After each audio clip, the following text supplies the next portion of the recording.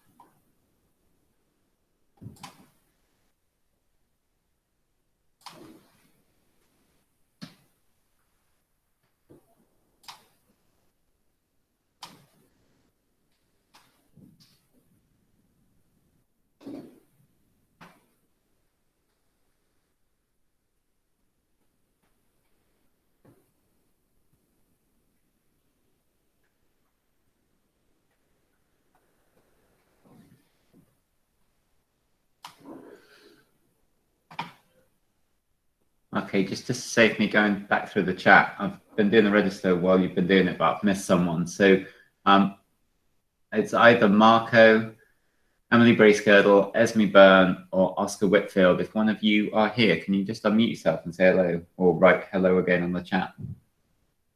Save me scrolling through it.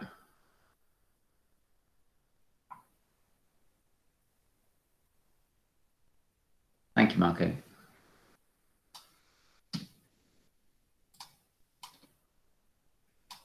Okay, we're good. Okay, so well done.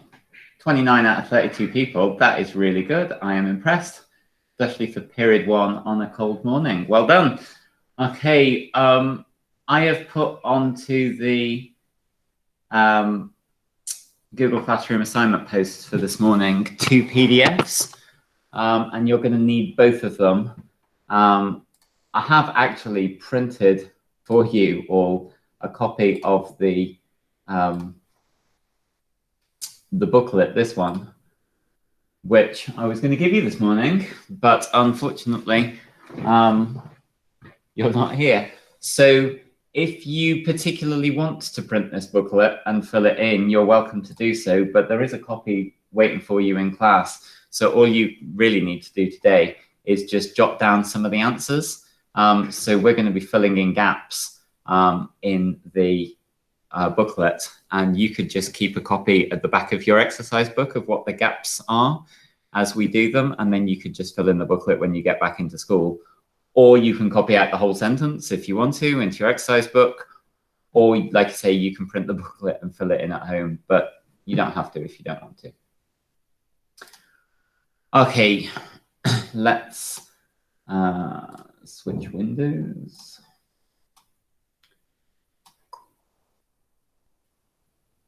Let's just share the screen. Hang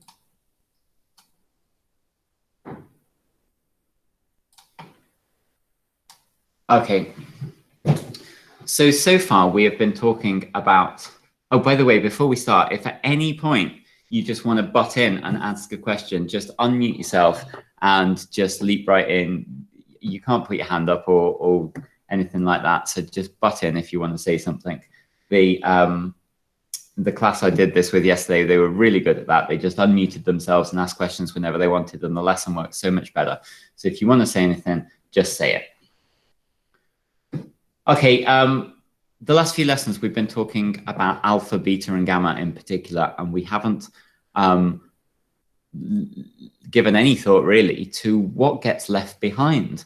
So if you imagine that there's a nucleus with all of these protons and neutrons in it, and then what happens is that the protons and the neutrons are mostly going to stay where they are, and then an alpha particle is just going to leave. Oops, wrong button. So can you imagine what happens to the nucleus that gets left behind? There's dozens and dozens and dozens of protons, dozens and dozens and dozens of neutrons, maybe in the bigger nucleuses, and then just two of each leave. Two protons leave, two neutrons leave in a little bundle that we call an alpha particle, or sometimes a helium nucleus. And the rest of the nucleus just gets left as it is. It's still there, it still exists, it's still got electrons going around it, it's still an atom. It's just a slightly smaller atom than it was before. And so we do need to now turn our attention to which atom gets left behind, because it doesn't have as many protons and neutrons as it used to have, and therefore it's not the same atom that it used to be.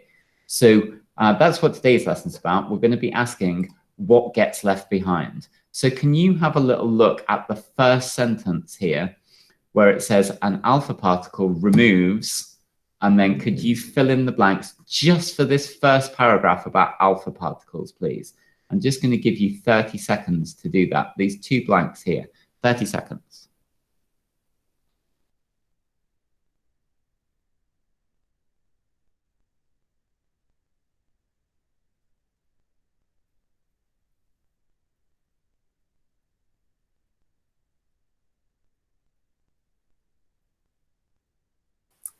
Sir, we can't see the presentation.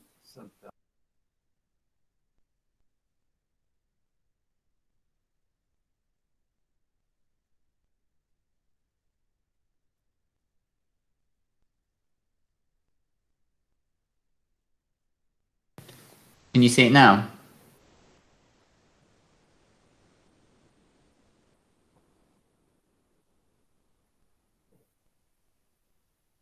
Yeah? No? No, sir. Oh, sorry. I haven't clicked the button. Share. Dismiss. It asks too many questions when you're trying to do this. Let me just...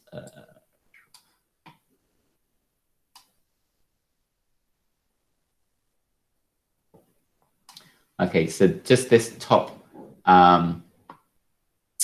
paragraph here, an alpha particle removes, and then the bit in brackets underneath it.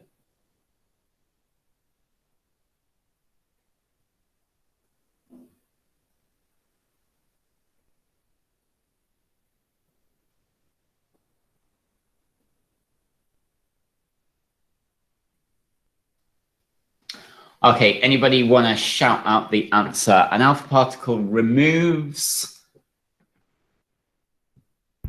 Sir, is it positive protons? Yeah, positive protons from the nucleus. Okay, just before we go on, those of you that can't see it, are you on your phone? Your phone might show a really small display. Computer. Okay, I'll try again.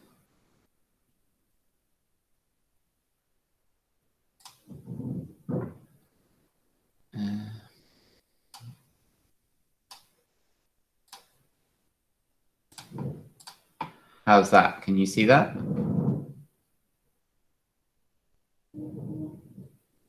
Brilliant. Okay, so an alpha particle removes positive protons would fit, but we're looking for a really short, and it's more of a numerical thing. So yes, positive would be a good answer, but can you think of a more a numerical answer, a shorter word. An alpha particle removes...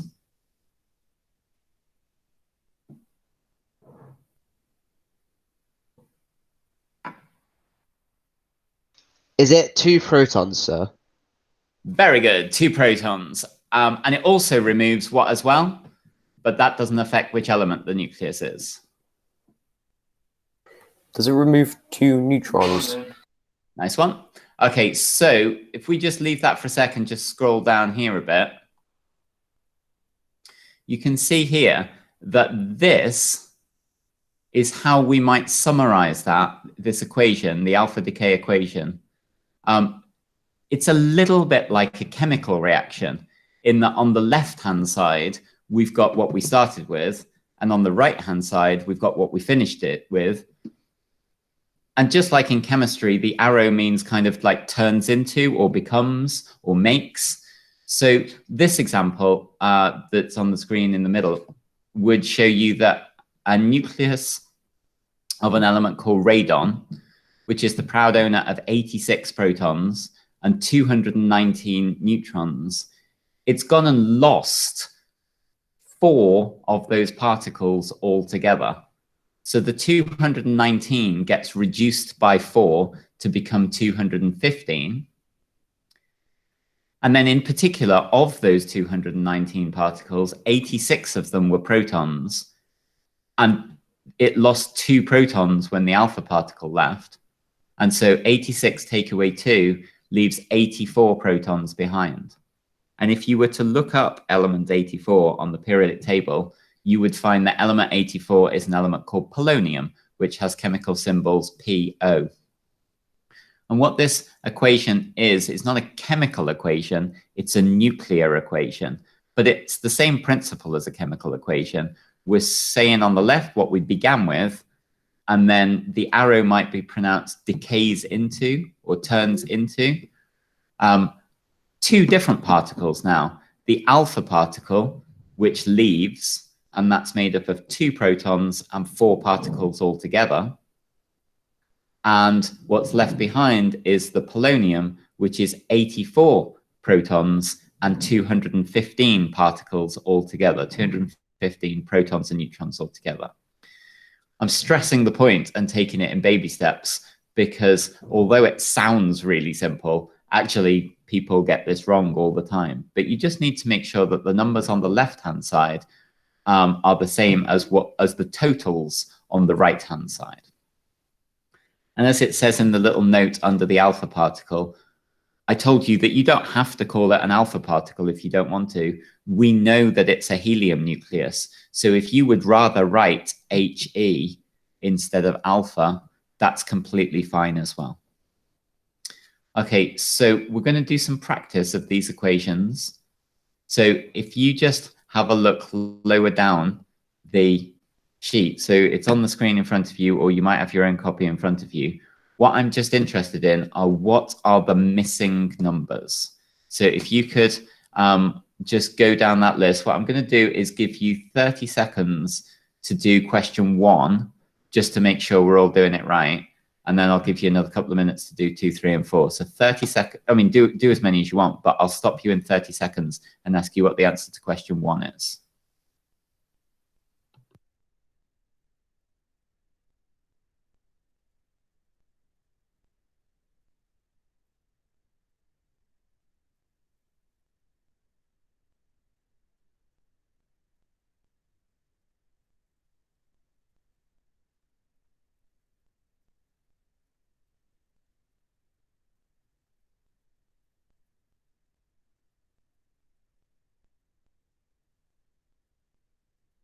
Sir, Yeah. for the question 1, to figure it out, do you do the 238 minus 4 and then 92 minus 2? Correct. And while you're on the line, what are the answers to those sums? 238 take away 4 is? 234. Perfect. And 92 take away 2? 90. Brilliant. Okay, so that's what I need you to do now for questions 2, 3, and 4. Okay. But there are 2 missing numbers, 2 sets of missing numbers for 2, 3, and 4. So remember, an alpha particle is always the same. It never changes. Okay, I'll give you 90 seconds. Get the other 3 done.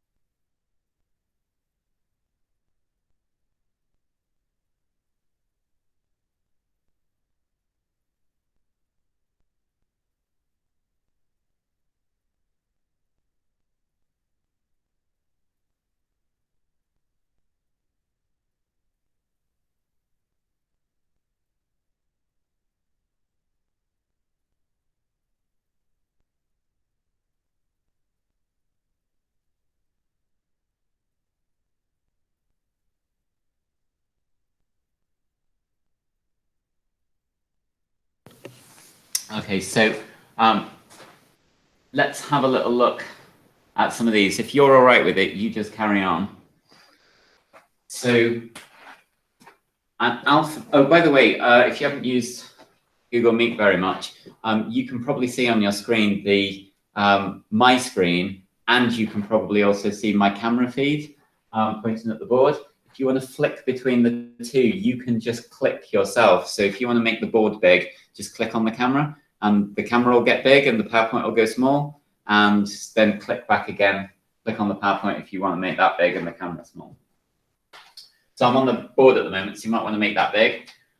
Okay, so the radon is about to release an alpha particle. An alpha particle is always 2 protons. And then altogether, it's 2 protons and 2 neutrons. So that's 4 particles altogether. So alpha is always 4 and 2, 4 and 2. And then radon was the proud owner of 86 protons, but 2 of them have just left. Sorry, 88 protons. 2 of them have just left, meaning there are 86 left behind. And radon had 226 protons and neutrons altogether. 4 of them have left, meaning that there are 222 left behind. Now, you would never be expected in a physics exam to know that element 86 was radon. So that would always be given to you. You wouldn't have to memorize the periodic table, and we don't give you a periodic table in the exams. So you'll always be given the letters bit, but you have to be able to do the sums. 2 plus 86 is 88. 4 plus 222 is 226.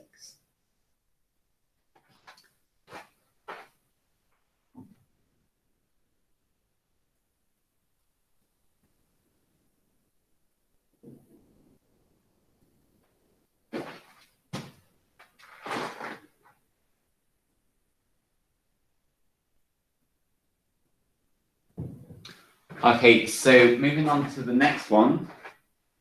Remember, you can call it helium if you want to. So you don't have to write alpha. You can write helium if you want. It's the same thing. We just called it alpha when we didn't know what it was, and we called it helium when we did know what it was. So you can use either word if you want. So this is the same thing. It's 2 protons and 4 protons and neutrons all together. So you can fill those in. And again, the lead, Pb is lead, the lead nucleus had 82 protons. 2 of them have left, meaning that there are 80 protons left behind. The lead nucleus used to have 210 protons and neutrons altogether, but 4 of them have left, meaning that there are now only 206 left behind. Okay, so there have been some of you saying on the chat that that you do get it or don't get it. If you still don't get it before I do the last one, could you just scribble on the chat now or unmute yourself and let me know?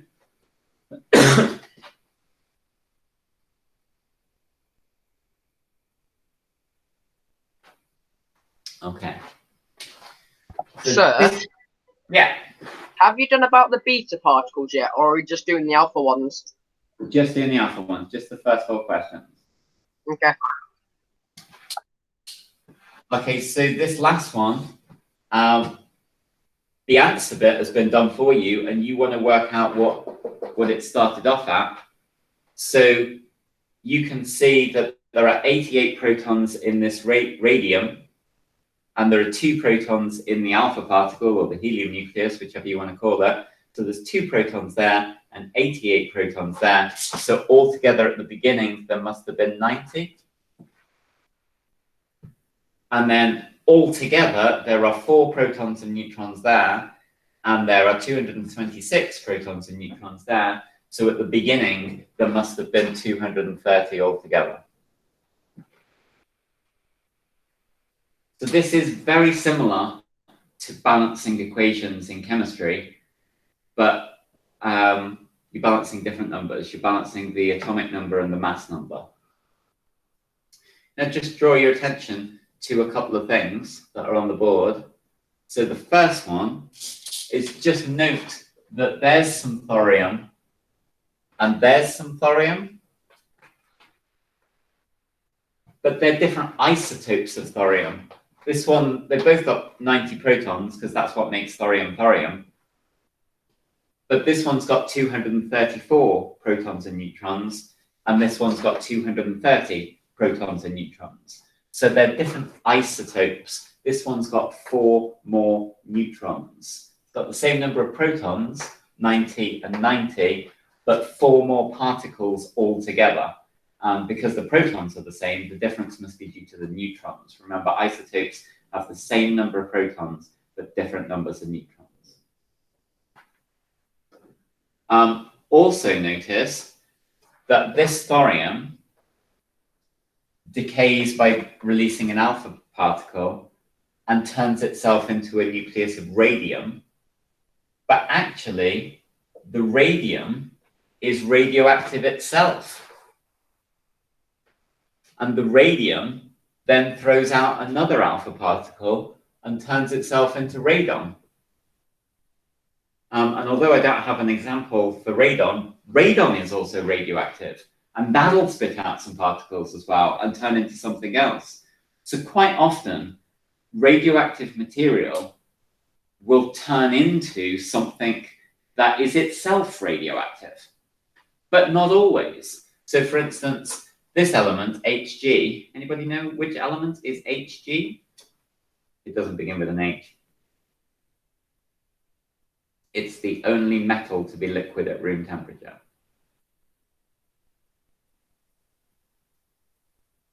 Looks like silvery water. It's very heavy. Makes holes in your brain, so you mustn't breathe in the fumes from it. Hatters used to use it to make the rim of their hats stiff, and this made the hatters go mad, which is why there's a Mad Hatter in Alice in Wonderland. Anybody know the chemical? Okay, it's mercury. Hg is mercury. I don't know why its symbol is Hg. Anyway, this isotope of mercury is actually stable. So sometimes a radioactive nucleus will decay, and then it will be a perfect nucleus that has just the right number of neutrons, and that's the end of the story. Other times, it will decay into something that still doesn't have the right number of neutrons, and is still radioactive, and will decay again. So every nucleus is different, and you just, you don't know sometimes. You have to do the experiment and find out. Okay, that brings us on to some language that we need to talk about. So just popping back to the PDF document, if we go back up to this bit here, where it says, under the diagrams above the examples, it says, we call the original nucleus, and then we have a name for this, So the original nucleus on this side of the equation, this is known as the parent. So we would say something like the parent nucleus of, which is lead, decays into, and then the thing it turns into is called the daughter, which is, I guess, slightly sexist. I don't know why it's a daughter instead of a son, or why it's a parent and not a child, or a daughter and a mother, or a father, or whatever. I don't know where the language came from. But the original nucleus is always referred to as the parent nucleus, and the one it turns into is always referred to as the daughter nucleus. In chemistry, we have more formal names. We would say that the reactants turn into the products, which is a much more formal language. But in the physics, we've gone a bit more light-hearted. So the parent nucleus decays into the daughter nucleus. Slightly messed up, possibly. Okay, so you could fill in those two words in that sentence. We call the original nucleus the parent, and the new nucleus the daughter.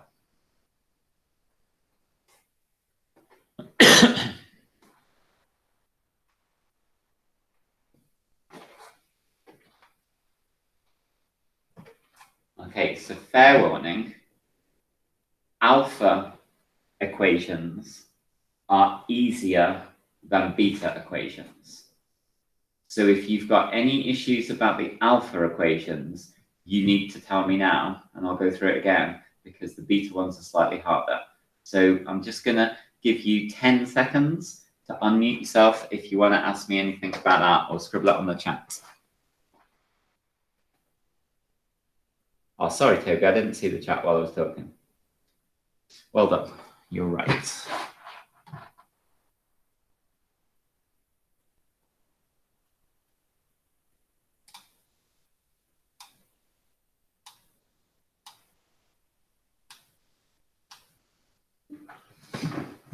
Okay, let's move on to beta then.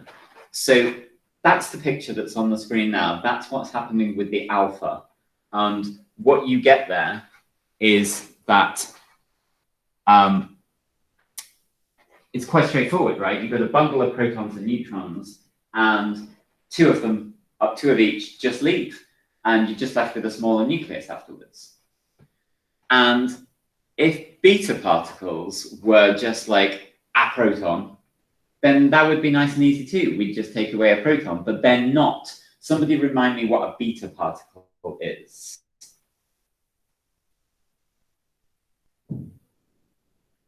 Can't see the chat while I'm standing over here, so you're going to have to unmute yourself and say it out loud. Sir, is it like an electron? It is an electron, but what was the problem with that? Why didn't we like the idea that nuclear radiation was an electron?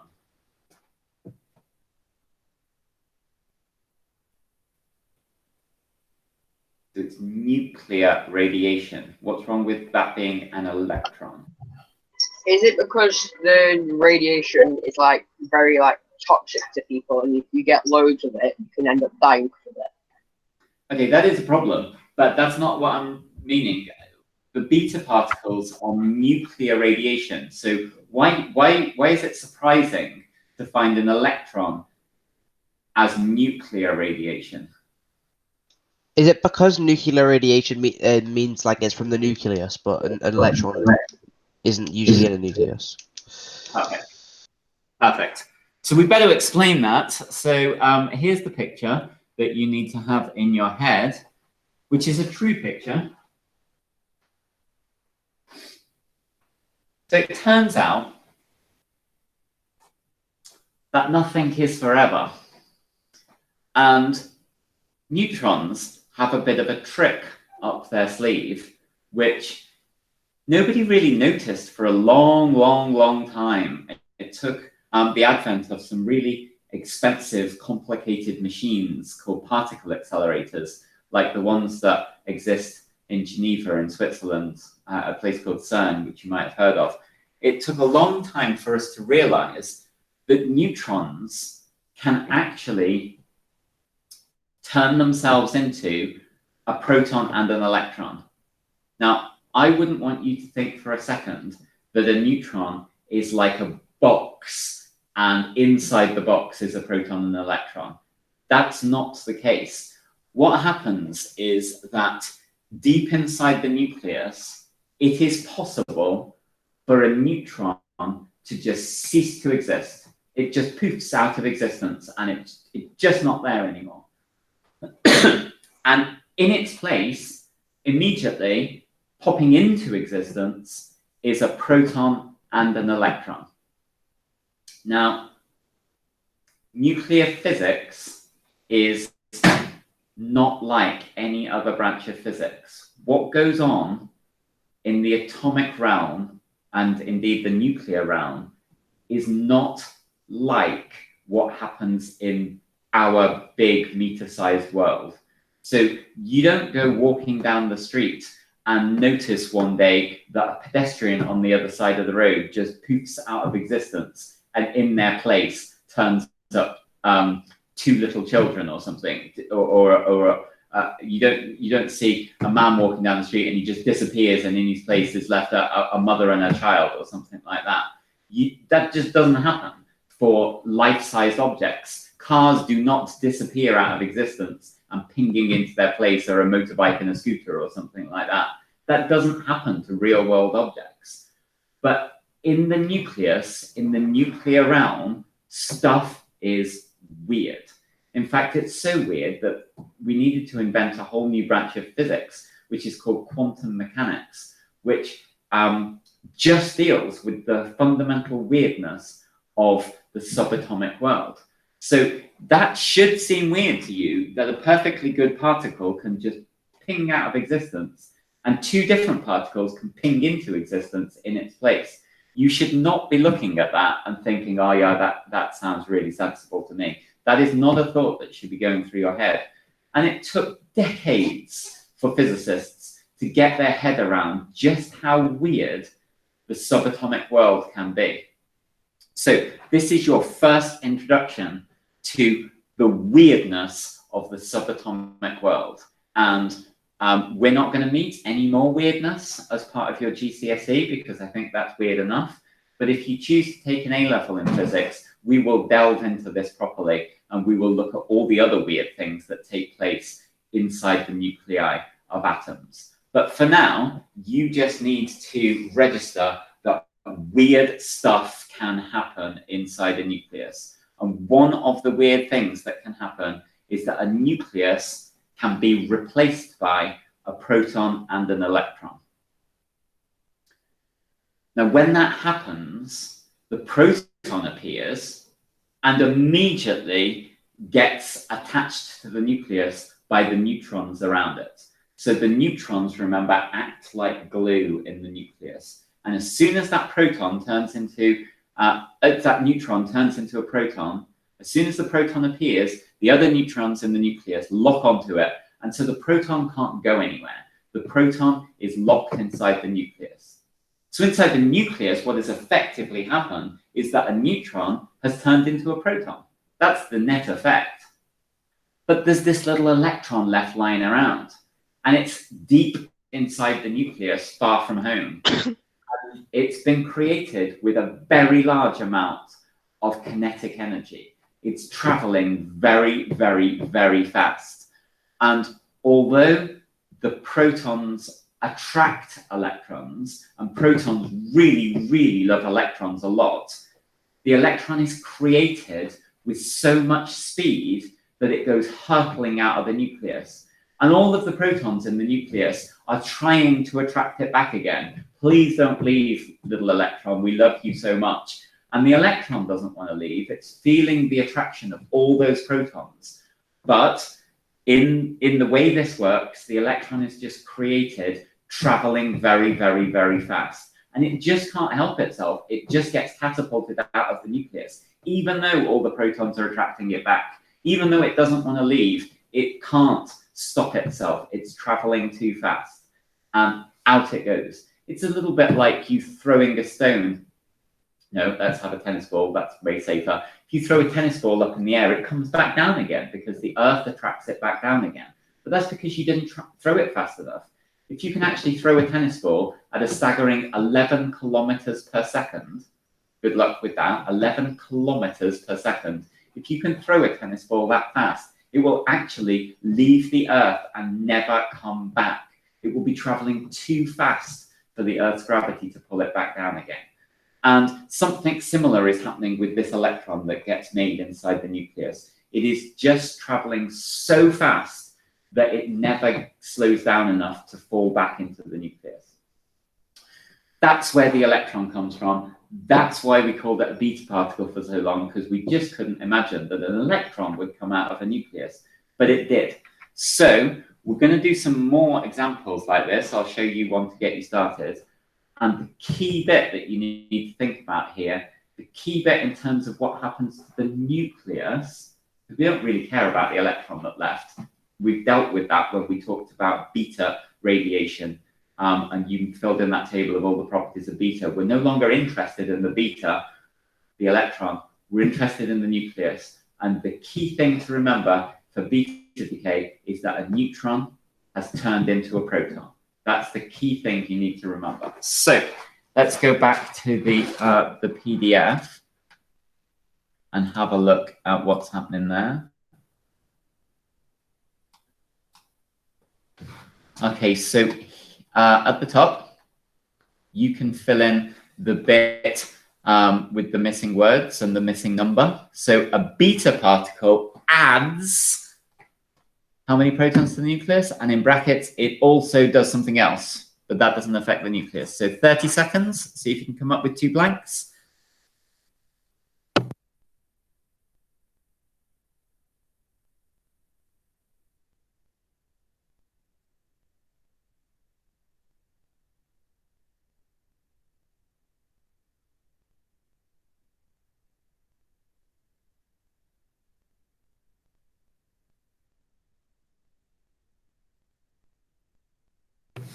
Okay, anyone want to shout out the answer? A beta particle adds how many protons to the nucleus?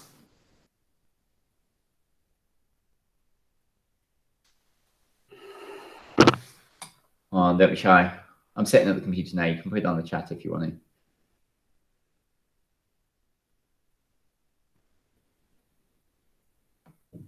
Thank you, Rose. 1 is the correct answer. A beta particle adds 1 proton to the nucleus. It also does what else that doesn't affect which element the nucleus is? What else does it do? It adds a proton, but it also... What words could go on that blank?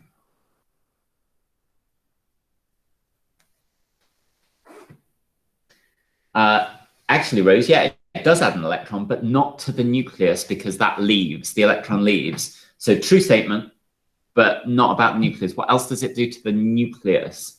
It adds a proton, but it also...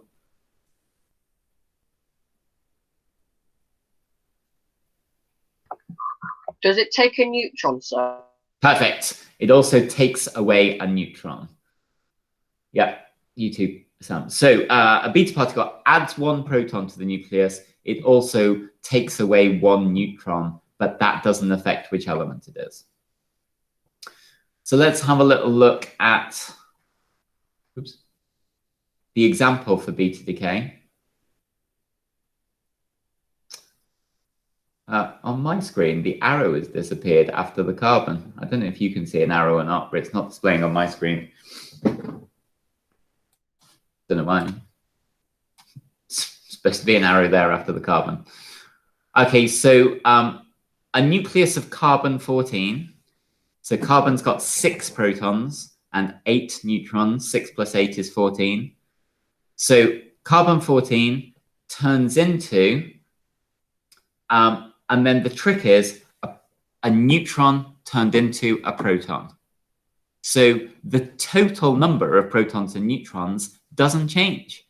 There were 14 protons and neutrons before, and there are 14 protons and neutrons afterwards, because a neutron turned into a proton. The number didn't change. But the lower number is the number of protons. So there used to be 6 protons, but now there are 7 protons.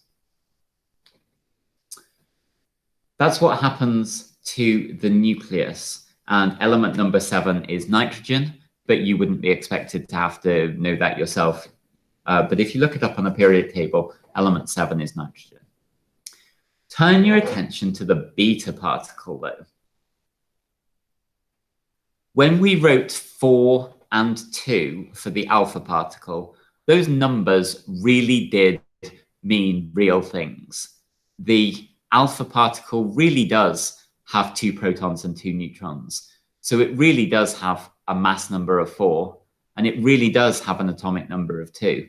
So the 4 and 2 really were correct in a sense. Look at what we write on the beta particle, a 0 and a -1. Those aren't quite in the same category as sensible numbers or meaningful numbers. What we've really done there is just balance the books by writing down the numbers that need to be there so that the sums work. 0 plus 14 is 14, and -1 plus 7 is 6. So we've written a 0 and a -1 just so that the numbers work. If you want to interpret them, how would you do so? Well, you'd look at it and you'd go, right, an electron, the beta particle, it doesn't own any protons or any neutrons. So I guess it does make sense to say that it doesn't have any protons and neutrons. Or thinking of it as a mass number, we've already said that the electron's mass is so small that we ignore it. So it's kind of true to say that its mass number is 0 as well. It doesn't really have any mass. So I guess the top number is okay, kind of. -1. An electron is the proud owner of -1 protons. I guess the only way to think about that is that the electron used to own a proton, but it left it behind in the nucleus when it left. Sad story. You can think of it that way if you want. The beta particle used to own a proton, but it's lost it. It left it behind in the nucleus when it left. But I think most people like to think of the numbers on the beta particle as just a kind of mathematical mnemonic, a way of remembering how to make the sums work. So if you're going to forget that a neutron turned into a proton, and you're going to forget, does the 14 stay the same? Does the 6 go up? Does the 6 go down? If you're going to struggle to remember neutron turns into proton, an alternative way of thinking of it is that you always write 0 - 1 on the electron and then just make the sums work. So 2 different ways of remembering how the beta decay equations work. Okay, so there are some examples. So we've just done those 4. There are 4 more underneath it, and all of these are beta equations. So like last time, I'm going to give you 30 seconds to do the first one, and then I'll touch base with you to make sure that it's okay. Okay, so 30 seconds to do question 5. If you're feeling confident, move on to the other 3.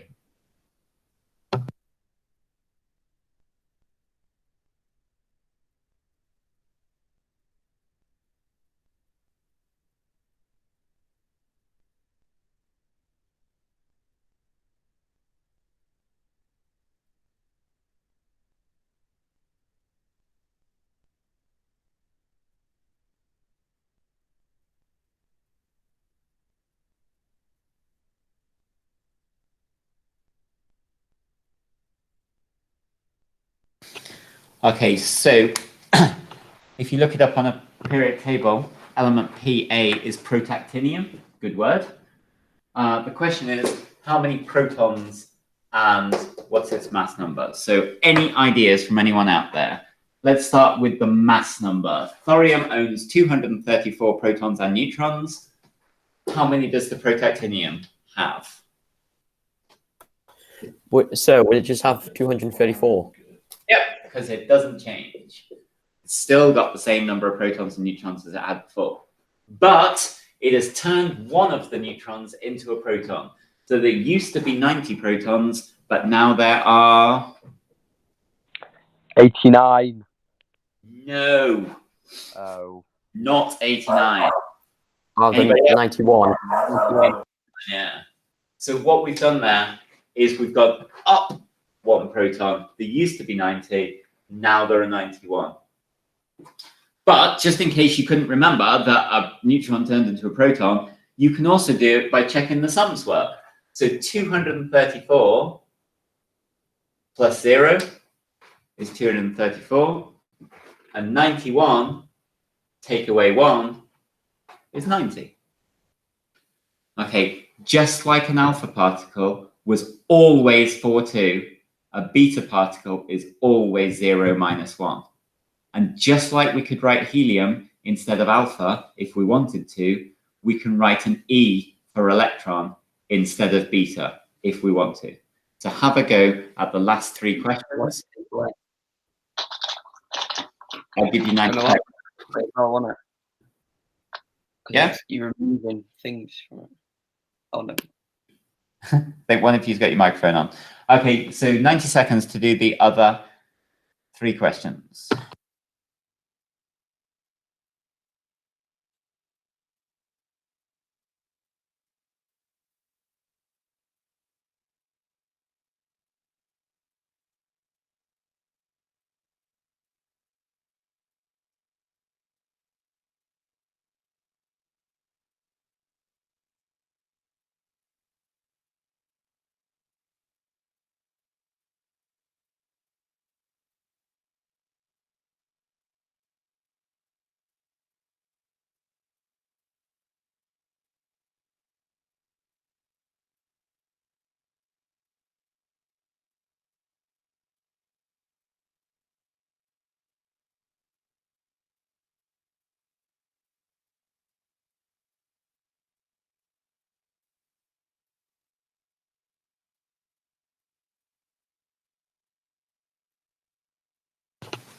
Okay, 39 seconds. So, Bi is the element bismuth.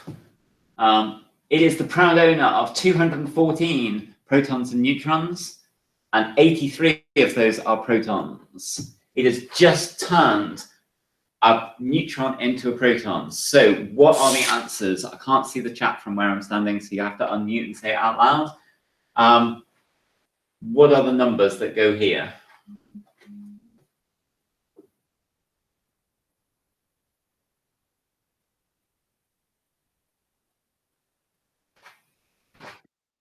Is the atomic mass 234 and the proton number is 91? The first one. Yeah, we've done the first one. Oh, second one is 234 and 84 then. The 84 is correct. Did you mean to say 234? Oh yeah, miswrote it down wrong, but yeah. Yeah, 214. Okay, so again, the total number of protons and neutrons hasn't changed. We just turned the neutron into a proton. So the total stayed the same, but we've gained ourselves a proton. There were 83, and now there are 84. Again, beta is always the same, 0 minus 1, just to make the sums work. 214 plus 0 is 214. 84 minus 1 is 83. Okay, so moving on, what should we write for the uranium? 234 and 92. Correct. Again, mass number stayed the same, protons have gone up 1. And the electron is just the same as a beta particle, always 0 minus 1. And the last question, again, we've got the answer done for us. So we've created nickel. What did we start off with? This is cobalt, but how many protons and neutrons has it got? Did we start with 60 at the top and 29? No, 27 at the bottom. Correct. The mass number doesn't change, but the protons go up by 1. I think that you are more likely to find this harder than the alpha particles. I might be wrong. Maybe you don't notice the difference, or maybe this seems more sensible to you. But most people find that the beta equations are trickier than the alpha equations. So just maybe practice. And maybe what would be a good idea is when you get back into school and I give you your paper booklets, rather than just copy these 8 answers out of your book, it might be better to do the 8 questions again and then just check with the answers in your book to see if you got them right or not. Okay.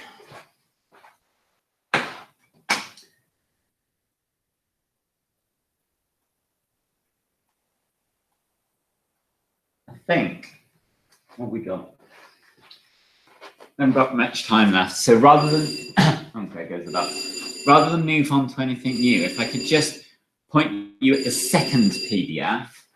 So if you could switch to the second one that I shared with you. So stop presenting that.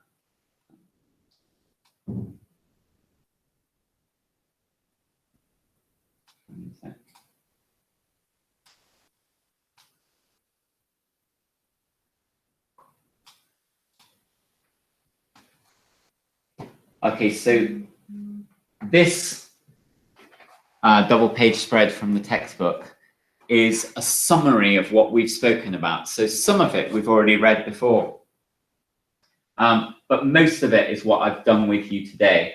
And at the end of that page, there are just 4 questions to do a little bit more practice on what happens with alpha, beta, and gamma decay. Oh, sorry, I haven't mentioned gamma decay. So remember, gamma is a burst of energy. So it doesn't change the nucleus. It gives away a bit of energy. It doesn't change the nucleus. So we don't have any decay equations for gamma. Okay, what I'd like you to do for the last, 5 minutes, and maybe you might find during the course of this week that you don't have all 5 lessons in a day. So if at any point during the week you find that you are a little bit short on lessons, please could you do the 4 questions on this? I don't really like setting homework when you're isolating at home, because I think you have it tough at home actually, trying to stay motivated doing 5 hours of study a day. So I'm resistant to setting you homework. But what I will say is that if you were in school, I would be setting those 4 questions as your homework. And it would help you to move your understanding along if you were to read that double page spread and do those questions. So it isn't an explicit homework. You will not get a homework portion if you don't do it. But if you find yourself at the loose end during any of your lessons this week, if you don't quite have enough to do in any of your days, just pull up that PDF, read through it, and do the 4 questions at the end. You got 5 minutes now if you wanted to do one of them. But if you want to leave the meet now, that's completely fine, and get yourself ready for your period 2 lesson. Okay, if any of you want to hang around and ask me any questions, you are welcome to do so. But if you instead want to leave, you're welcome to do that too. Right, I'll see you next time.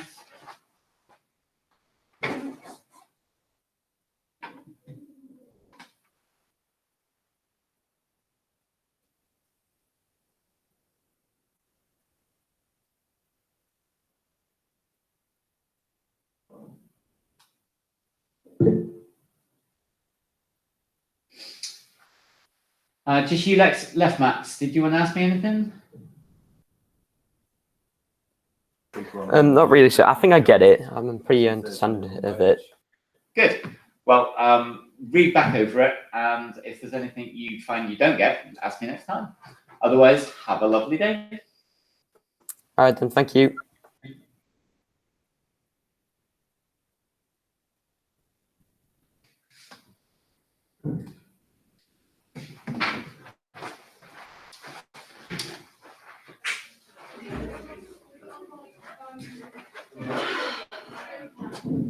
Yeah. Yeah.